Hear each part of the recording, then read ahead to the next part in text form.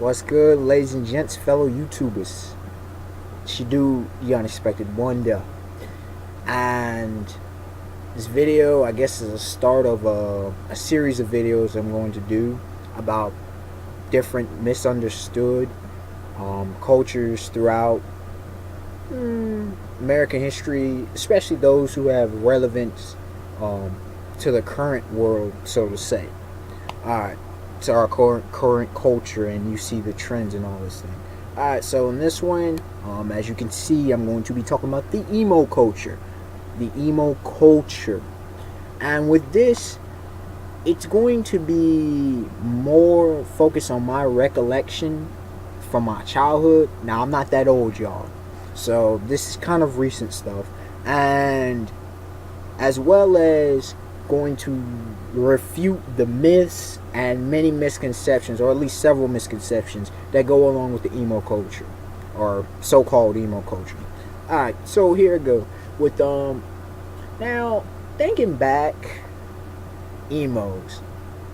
Put yourself in this situation where you are pretty much, mainly, this is not all-inclusive, but in general, white middle class, probably lower middle class,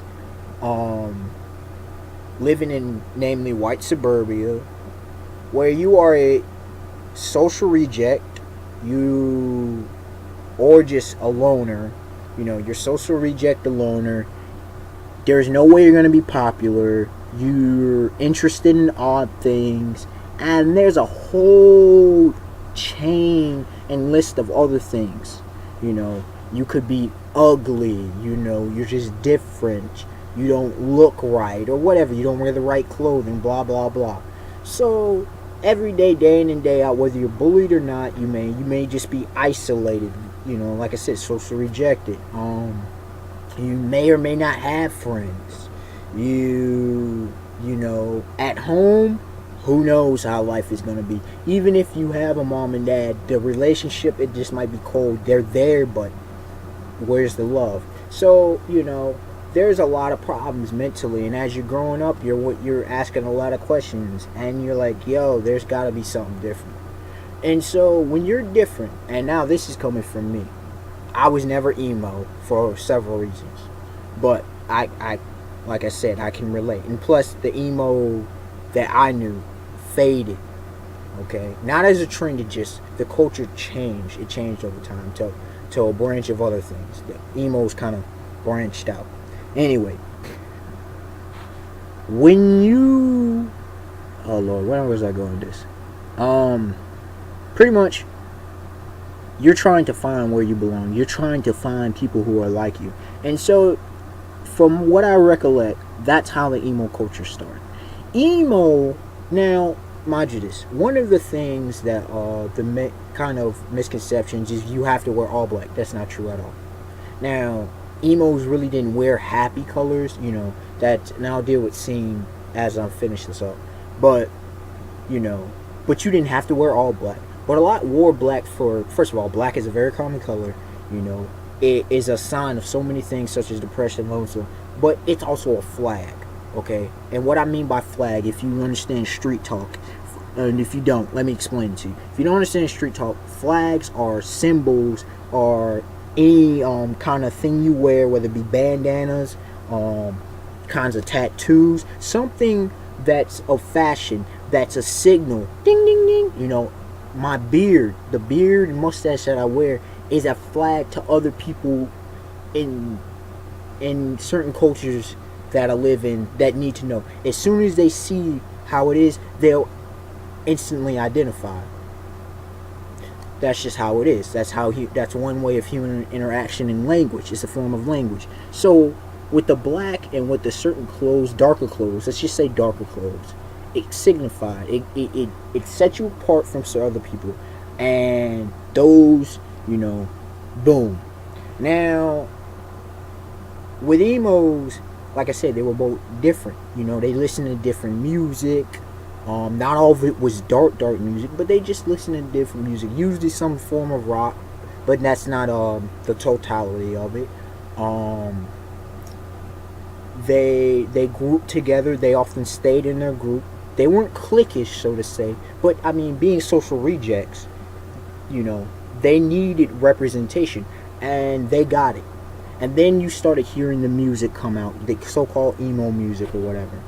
And then, like I said, they started getting national attention because different groups all over the place started popping up, and this was shocking. It's not exactly the level of hippies by any means, like in the '60s, but like it was in your face. Yo, we're here. We're a presence. There are more of us. And once you start to see, oh, there are people like me. People join together, and then they began to voice themselves, and it began to give people confidence and other things. And so the emo culture to me was a way for social rejects, for the low class of the social status, to be able to have a voice, have a belonging, have a family, a clan, whatever, a tribe, whatever you want, you want to call it, a group, a family, It was not this thing about, slitting your wrist, the whole suicide depression thing. No. Some of that stuff happened later, and some people fell casualties to life. That's what it is. Tragedies and casualties to different wars, social wars. Yes, social wars. Some got beat up, But here's the thing. Strength comes in numbers. And everybody needs somewhere where they belong. So that's what I gather from emos. Emo culture, and one of my earliest memories was one of the earliest groups that they were like, yo, no. We're gonna be rebels with a cause, rebels of a different sort. Now, a lot of people confuse emo with goth. Okay, goth, when I was growing up, were the people that the whole depression, the whole hanging. They did all these grotesque things. Sometimes were violent. I mean, these people. I'm not knocking people with gauges, but the gauges, the fish hooks, the different things, different weird. Things that are kind of commonplace now, but back when I was a kid, they were not. No, these was weird looking stuff. These are the people you did not want to screw with. The emos, you could be vibing with them. They were like you. They were everyday kind of folk. But goths were just out somewhere in left field. You did not know. These dudes were crazy, and not in a good way. These dudes were like, woo, there was some screws loose. So yeah, both male and female. And you could just tell the difference. It was, some very grotesque piercings, very not so much tatted up. Some just started getting tatted, and there was a lot of. And so that the emo culture, because of the grotesque acts, which is human nature, the grotesque overrides the beautiful thing. And so the emo culture kind of got sucked in, kind of got overlapped with the ugliness of, say, the goth culture and other cultures. And it, to me, it's always been unfair. There were blacks and different one, and Latinos especially more so than blacks, because blacks, there were several reasons why blacks weren't a part of it. It wasn't so much racism as, like I said, it was white suburbia. Okay, it was the suburbs. In the burbs, there ain't too many brothers and sisters, let's just be honest. So there's that. What are some of the misconceptions? Oh, emo music is just all screamo. That's not true. No, that's not necessarily true. Some may listen to screamo, but emo does not mean you listen to screamo. Like I already dealt with the clothing all black thing. Emo doesn't mean you're all depressed and stuff. Oh, no. What are some of the other emo? I can't think of them right now, but if you like, comment, subscribe. Tell me y'all thoughts about the whole emo culture. And I will do the real scene thing right before I finish the video. Scene, some may say, is a counter to emo. Not true. That's not true at all. Scene came along as a fashion trend. That's all it was. Scene was a fashion trend. I didn't even know about scene. I didn't know. I saw scene folks and the namely females, but I didn't know that it was a thing. Scene was like a mainstream form of emo, because here's another thing with emos. A lot of them, they began to rebel, dyed hair and everything. Remember, and I'm not even talking about decades upon decades ago. I'm talking about within about a decade to two ago. Okay, I'm not very old, y'all. Dyed hair, different things were, you were a fag. In fact, fag was not a no. Homo and fag were not they were not acceptable terms when I was growing up. There was things that changed. Okay, a lot of things have changed very rapidly within the last 5 to 8 years.